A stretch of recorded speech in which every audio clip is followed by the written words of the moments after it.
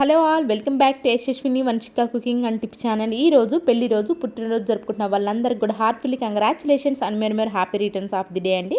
Skip చేయకుండా చూడడానికి అయితే ట్రై చేయండి. ఈ టిప్స్ తోటి మన పనులు సులువుగా చేసుకోవచ్చు, అనవసరమైన దాన్ని కూడా రియూజ్ చేసుకోవచ్చు. ఫస్ట్ టిప్ని అయితే చూసేద్దామండి. కొన్నిసార్లు డ్రెస్సెస్ పైన లిప్స్టిక్ కనుక అంటింది అనుకోండి, సింపుల్గా ఎలా రిమూవ్ చేయాలో చూద్దామండి.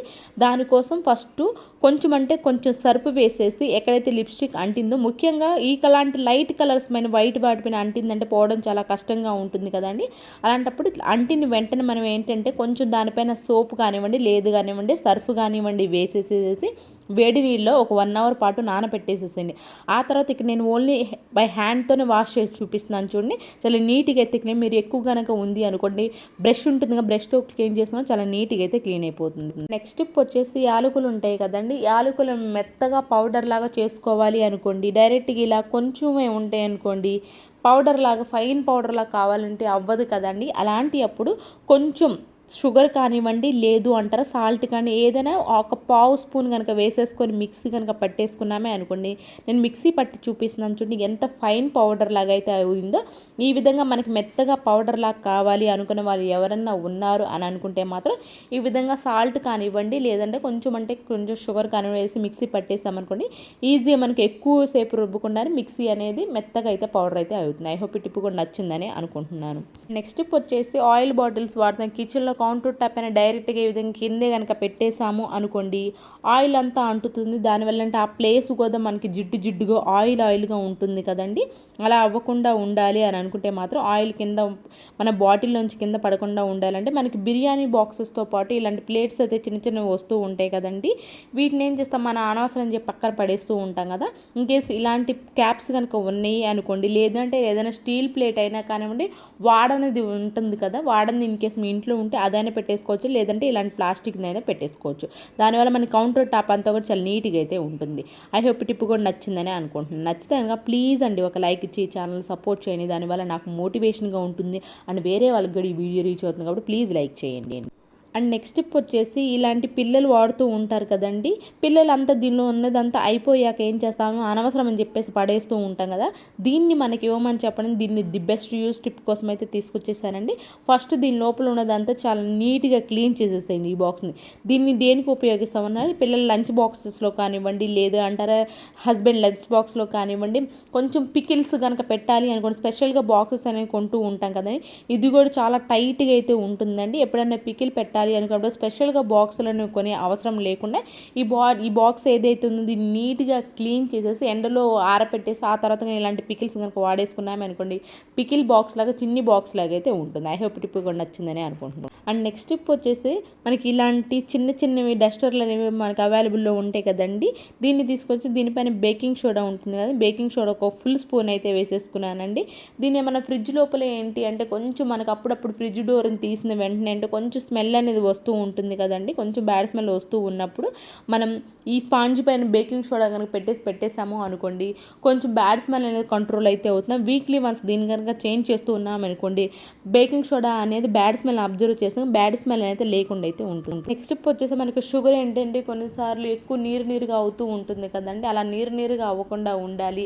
అలానే కొబ్బరి కూడా మనకి త్వరగా బూజు పట్టేస్తుంది, అలా కూడా బూజు పట్టకుండా ఉండాలి అని అనుకుంటే ఈ విధంగా పంచదార డబ్బాలో కనుక పెట్టేసుకున్నామే అనుకోండి, నీరు పట్టదు, కొబ్బరికి అలాగే బూజు కూడా పట్టకుండా అయితే ఉంటుంది. ఐ హోప్ ఈ టిప్ కూడా నచ్చిందని అనుకుంటున్నాను. నచ్చితే కనుక ప్లీజ్ అండి మీకు ఏది బాగా నచ్చింది అనేది కూడా కమెంట్ బాక్స్లో కమెంట్ చేయడం అసలు మర్చిపోకండి. అండ్ నెక్స్ట్ టిప్ వచ్చేసేసి క్యాలెండర్స్ కనుక ఉన్నాయి అనుకోండి, ఈ క్యాలెండర్ ఖచ్చితంగా ఫ్యాన్ గాలికి ఈ విధంగా అటు ఇటు అవుతూ ఉంటుంది కదా, మనం చూసుకోవాలన్నా కానీ, లేదంటే కొన్నిసార్లు సౌండ్ కూడా వస్తూ ఉంటుంది.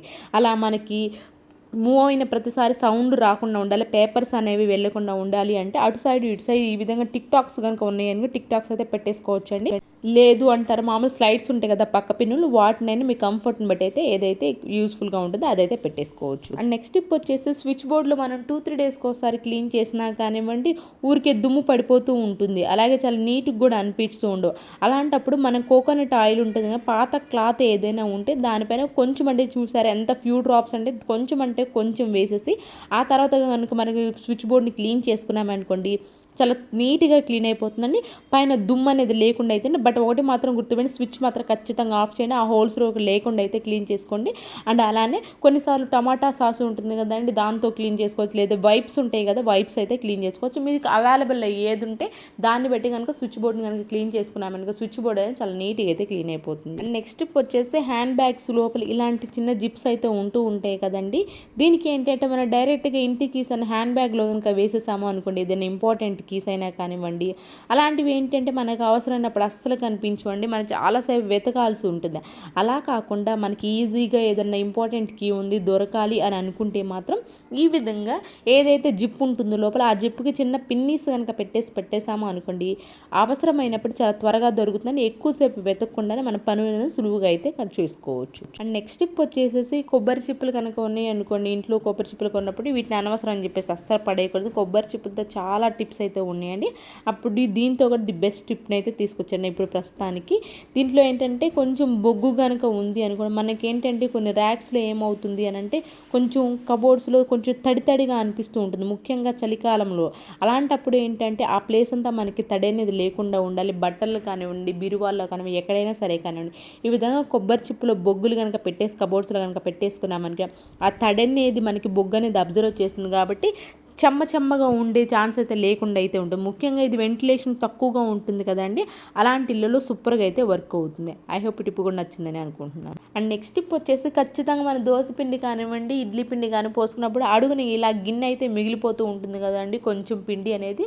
ఆ పిండిని కూడా అనవసరం అని చెప్పేసి పడేకుని అలా స్టీల్ షింకులు ఉంటాయి కదండి, ఈ స్టీల్ షింకుల్లో ఏంటి అని అంటే కొంచెం మనం నార్మల్గా సోప్ పెట్టి క్లీన్ చేసే బదులు అప్పుడప్పుడు ఈ విధంగా పిండి కనుక వేసేసి కనుక కొంచెం గ్రీన్ స్క్రబ్ పైన సోప్ వేసేసుకొని లిక్విడ్ వేసుకొని క్లీన్ చేసుకున్నాము అనుకోండి, ఆ గరుకుదనానికి ఈ స్టీల్ దానిపైన ఉన్న ఇలాంటి చిన్న నాచు కానివ్వండి, లేదంటే పాచి ఏమన్నా ఉన్నా కానివ్వండి, స్టీల్ దానివల్ల దీనిపైన గరుకుదాని వేసి నీట్గా క్లీన్ చేయడం చాలా నీట్గా అయితే క్లీన్ అయిపోతుందండి.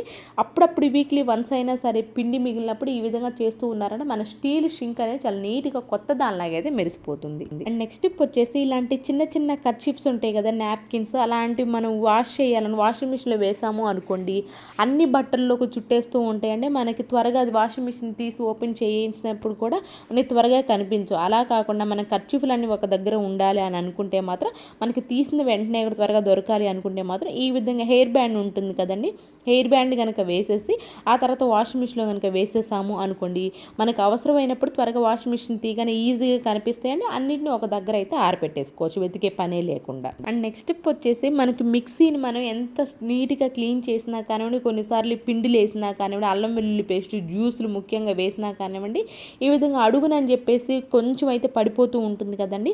అలాంటప్పుడు కొన్నిసార్లు అలాగే వదిలేసాము అనుకోండి, ఆఫీస్కి వెళ్ళే వాళ్ళు కానివ్వండి, జాబ్ వర్కింగ్ ఉమెన్స్ ఎవరైనా ఉన్నారనుకోండి, మనం ఖచ్చితంగా రెగ్యులర్గా క్లీన్ చేయరు కదండి, ఎవరైనా సరే కానీ రెగ్యులర్గా అయితే క్లీన్ చేసుకోలేం కదా. అలాంటప్పుడు మనకి కొంచెం స్మెల్ కూడా వస్తూ ఉంటుంది. అలాంటి స్మెల్ లేకుండా మనకి 10 డేస్కి ఒకసారి క్లీన్ చేసుకున్నా సరే కానివ్వండి, నీట్గా క్లీన్ అవ్వాలి. అండ్ అలానే ఆ పార్ట్స్ అనేవి చాలా నీట్గా ఉండాలి, మంచి బ్యాడ్ స్మెల్ లేకుండా ఉండాలి అని అనుకుంటే మాత్రం ఈ విధంగా కొంచెం పాత కొమ్ము ఏదైనా ఉంది అంటే పాత కొమ్ము పైన పాత సాక్స్ వేసేసి కొంచెం మనకి షాంపూ ఉంటుంది, షాంపూ వేసేసి క్లీన్ చేసుకున్నామనుకోండి, ఆ పార్ట్స్ ముఖ్యంగా ఎక్కడైతే కార్నర్స్లో ఉంటుందో ఆ కార్నర్స్ అన్నిట్లో కూడా లోపలికి మొత్తం నీట్గా క్లీన్ అవ్వాలి అనుకుంటే మాత్రం ఈ విధంగా కనుక క్లీన్ చేస్తాము చాలా నీట్గా అయితే క్లీన్ అయిపోతుంది. ఎలాంటి ముఖ్యంగా స్మెల్ అనేది ఎక్కువ ఇయర్స్ అయ్యే కొంది కొంచెం బ్యాడ్ స్మెల్ ఎక్కువ అవుతూ ఉంటుంది కదండి. అలాంటప్పుడు ఈ విధంగా షాంపూతో కనుక క్లీన్ చేసుకున్నామనుకో చాలా నీట్గా అయితే క్లీన్ అయిపోతుంది. అండ్ అలానే ఎలాంటి బ్యాడ్ స్మెల్ లేకుండా అయితే ఉంటుంది. ఐ హోప్ ఈ టిప్ కూడా నచ్చిందని అనుకుంటున్నాను. ఇవేనండి ఈరోజు టిప్స్ ట్రిక్స్. యూస్ఫుల్గా అనిపించి ఉంటే మాత్రం ఈ టిప్స్ అనేవి ఒకసారి ట్రై చేయండి. ఏది మీకు బాగా నచ్చింది అనేది కూడా కమెంట్ బాక్స్లో కమెంట్ చేయండి, లైక్ చేయండి, షేర్ చేయండి, సబ్స్క్రైబ్ చేసుకోవడం మాత్రం అస్సలు మర్చిపోకండి. రేపటి వీడియోలో మంచి టిప్స్ మళ్ళీ మీ ముందుకు వస్తాను. అంతవరకు మీ అందరూ హ్యాపీగా ఉన్న హార్ట్ఫుల్గా అయితే కోరుకుంటాను.